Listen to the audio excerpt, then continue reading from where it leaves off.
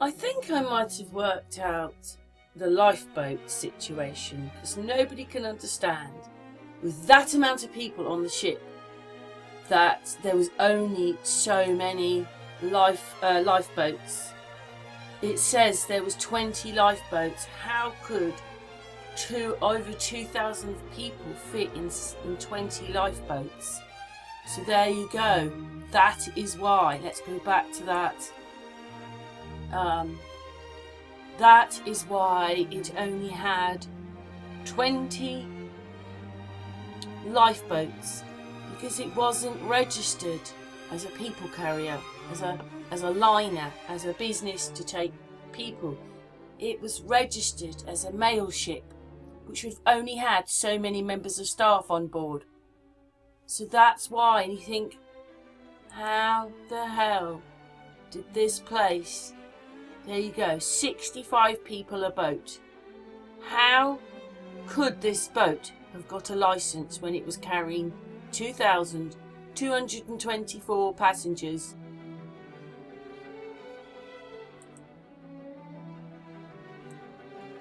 If you've only got 20 lifeboats, you're only registered to carry 20 lifeboats because you're a mail ship.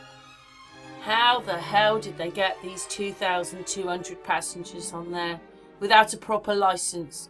Because if it had another licence on it, there would have been more boats to take the people. Now everybody says this story, his story doesn't add up. The reason there was only 20 lifeboats on the boat was because it was registered as a mail ship and would have only have carried so many members of staff. So it's a little hard to work out whether his story is real when it was carrying so many people. Yes, what's your take to my thought on that? 2,224 passengers, 20 boats. This boat didn't have a licence for 2,224 passengers. It had a licence because it was a mail ship. It was registered as a mail ship, not a passenger ship.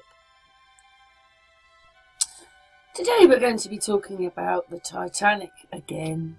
This is a picture I saw on Facebook, an abandoned cinema. But anyway, it's just quite incredible, excuse me, that the Titanic is registered.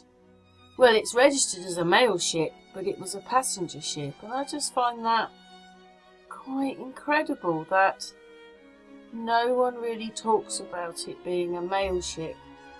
And in this video we're going to look at the fact that it also had a swimming pool, but it had some problems because it wasn't put in the middle of the ship, so that when there was any rough seas the water inside rolled rather a lot and so forth. But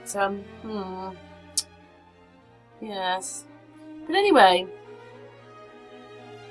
it was a mail ship. It is registered as a mail ship, and the registering it as a mail ship and it being a passenger ship at the same time, that was the old way when the ships were mail ships, and then they put passengers on them as well.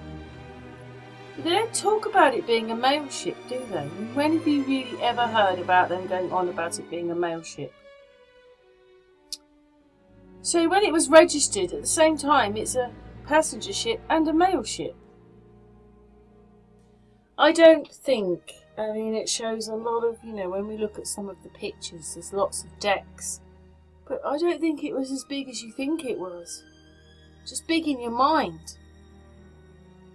Or swimming pools aboard the Olympic-class ships are not often discussed in detail, aside from the fact that they were in fact present and a very new feature on board ship.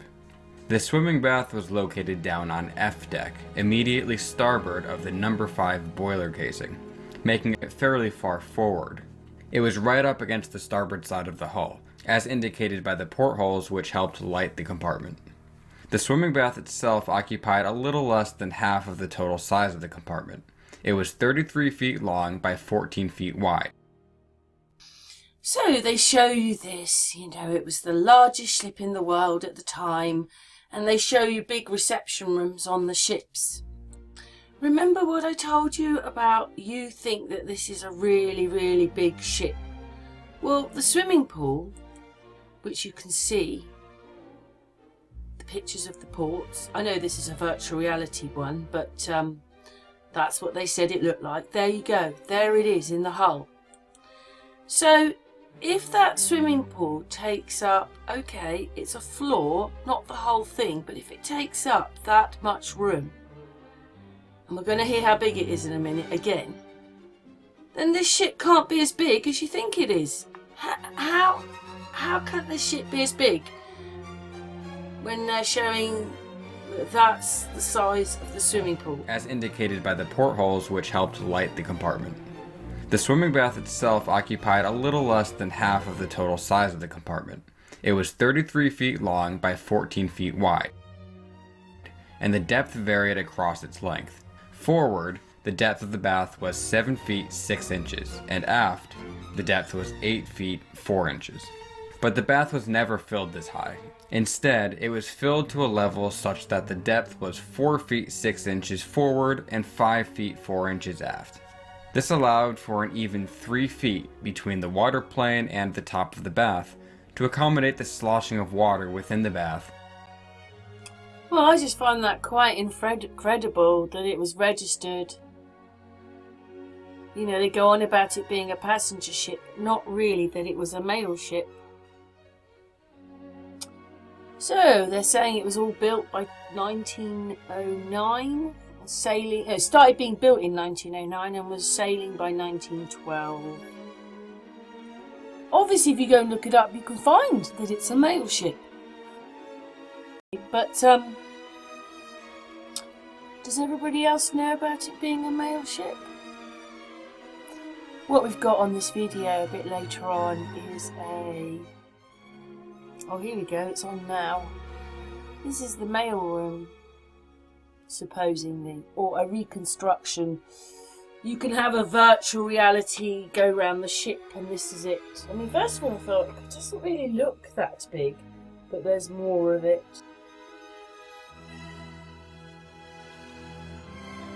Everything, considering it was supposed to be a first-class ship, I know this is just a model, but nothing really looks that spectacular, if you know what I mean. It's just metal with a bit of wood. Obviously, the function rooms look a little nicer, I suppose, if we believe, but very often someone will say that's the Titanic, and that's the Titanic, and when you have a look there, it can't be the same ship. Like they do in the swimming pool. They put bigger columns up in the swimming pool, but that might be one of the sister ships.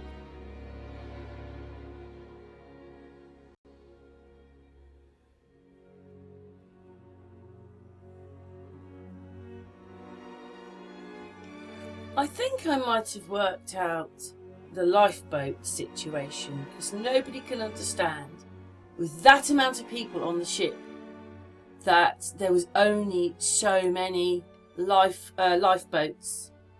It says there was 20 lifeboats. How could over 2,000 people fit in 20 lifeboats?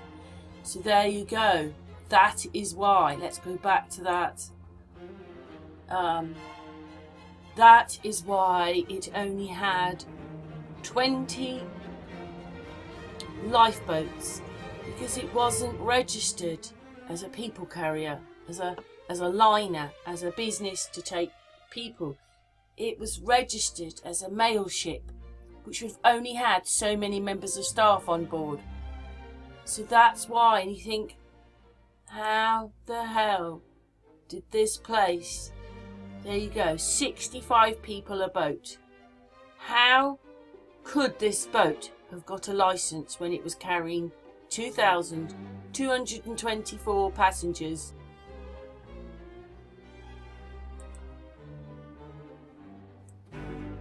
If you've only got 20 lifeboats, you're only registered to carry 20 lifeboats because you're a mail ship.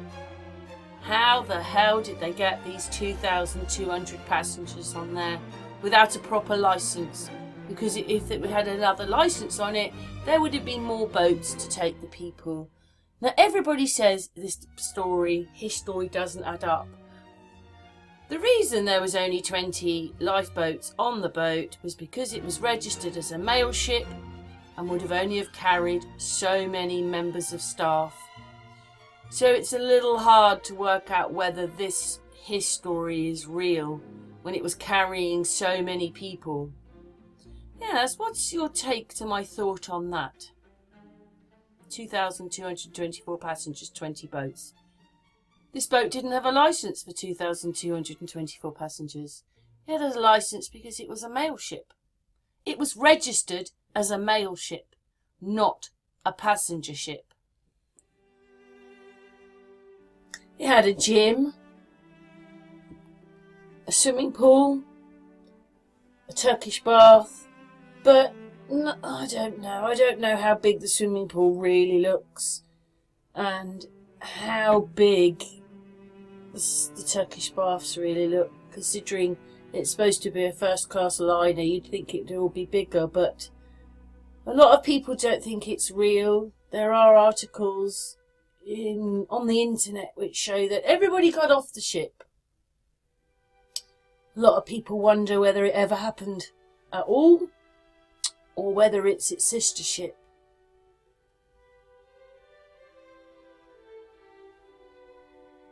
But supposedly that was done on, the mail ship.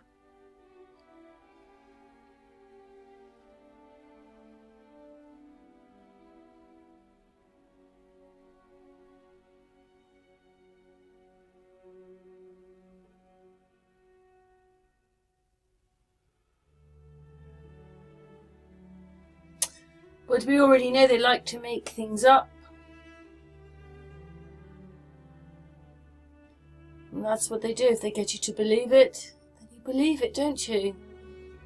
I mean, I was looking at one video about it, and this guy had thousands of people watching his video doing it.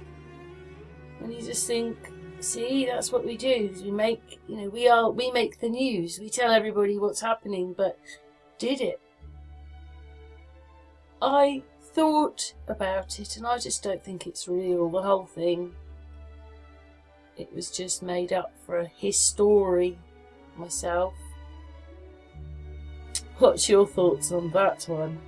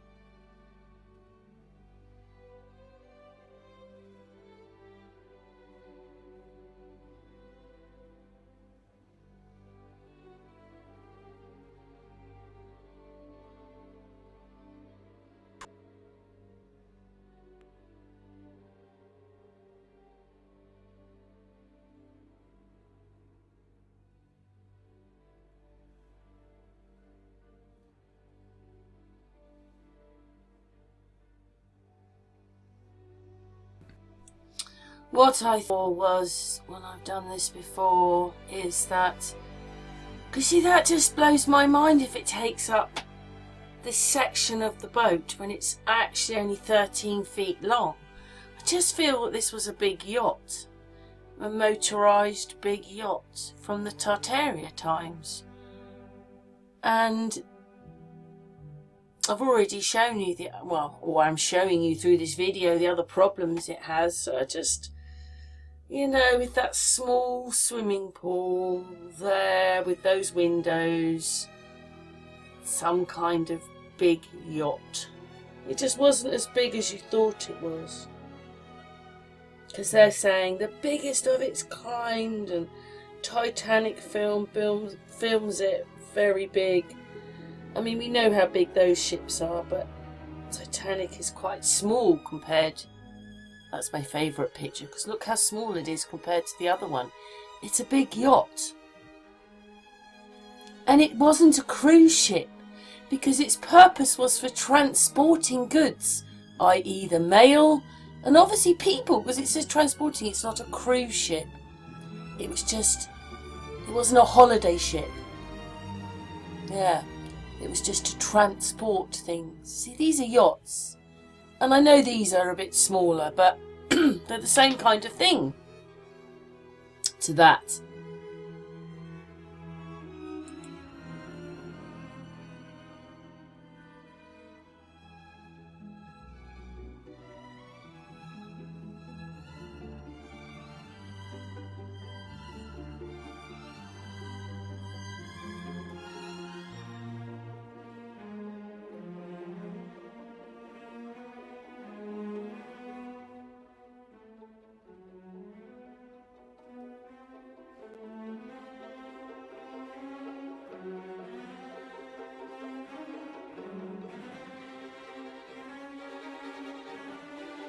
Out for an even 3 feet between the water plane and the top of the bath to accommodate the sloshing of water within the bath due to the ship's movement.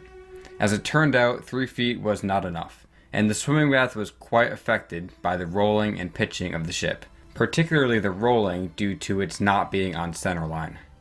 Luckily, a system of gutters and grates were implemented around the edges of the swimming bath to funnel excess water from off the deck, but the deck itself would have remained wet in most sea conditions.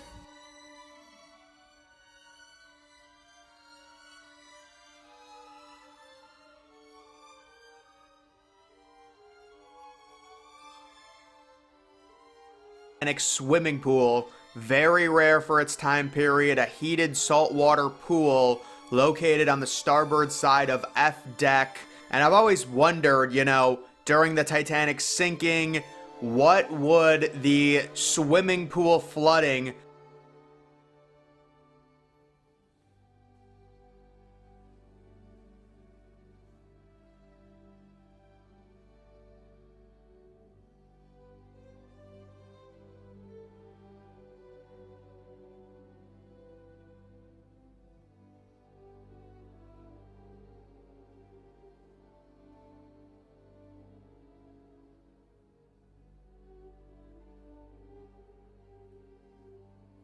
have looked like. Now, I'm just going to give some facts on it, and then I'll share my take about where it's located and what I think the remains of it are right now, because during the exhibitions, you can't get to it. There is a watertight door that is blocking it. We've seen the Turkish baths. They've been preserved amazingly well. People are speculating, what if we were able to see into the swimming pool? I'm going to talk about that, but the Titanic swimming pool was designed for only first-class passengers. It was seen as a luxury back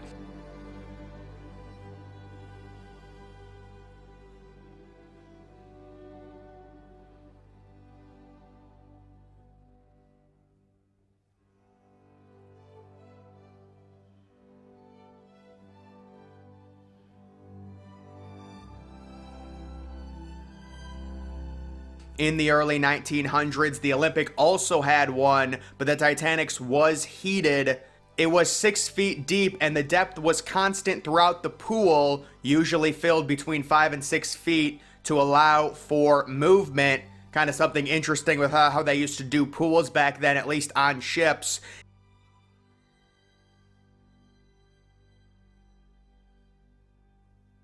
The tiles on the wall. It's all there. You guys made the call. Look at the quality of preservation. Yeah, Ken called it totally. The preservation of this room is unreal. Wow. That tile, that's a complete panel. This just looks like glass.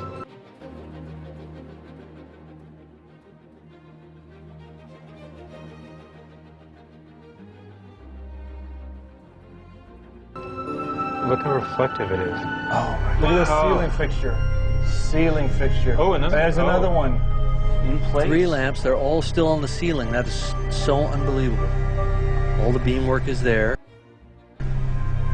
Just look down. Look at the decorations. That is like perfectly intact.